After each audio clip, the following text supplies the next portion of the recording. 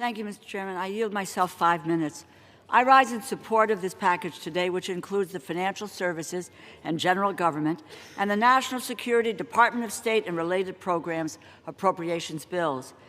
I want to begin by offering my gratitude to everyone who put in the long hours, late nights, to craft this package. Ranking Member Steny Hoyer on financial services, Lois Frankel on national security, Department of State, who led these negotiations and secured important provisions which we can all be proud of.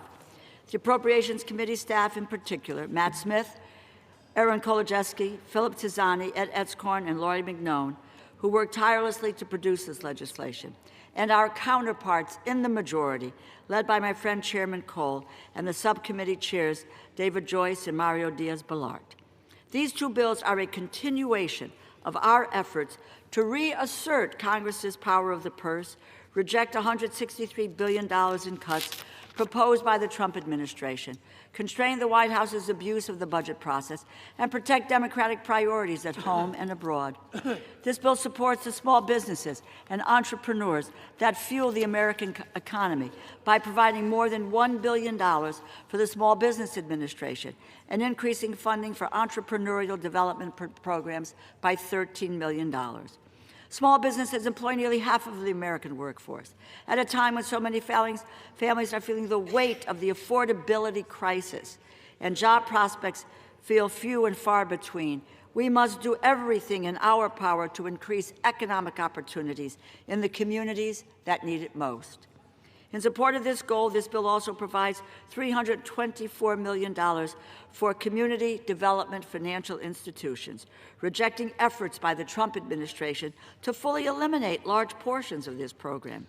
And as we look ahead to an election year, this bill increases funding for election security grants by $30 million, providing states and localities with the resources they need to shore up our election infrastructure and defend our democracy against any form of interference that could deny us the most basic right. In addition to our right to vote, this bill protects our right to counsel, codified in the Sixth Amendment, by increasing funding for federal public defenders by $315 million.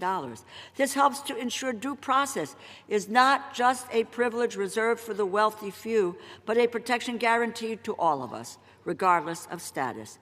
This package not only supports democracy at home, but advances it abroad. It protects funding to fully meet our treaty obligations, affirming American leadership at the UN and other international organizations. It supports women around the globe, protecting funding for bilateral family planning and the UN Population Fund, and it facilitates American cooperation with international environmental initiatives by blocking policy riders that would have prevented our participation. In fact, there is not a single poison pill policy rider in these bills. Both we and our Republican colleagues agreed to leave these partisan provisions out of this package and pursue a reasonable compromise. I am glad we could reach this agreement and to move forward with a package that is imperfect, but it is one that we can all support.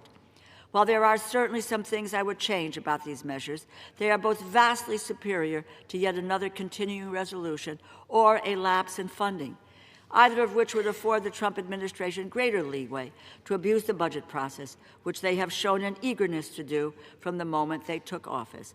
I am proud of the work that was done in a bipartisan fashion to produce this funding package, and I look forward to voting for it and encourage my colleagues to vote for it. Thank you, and I reserve the balance of my time. The gentlelady from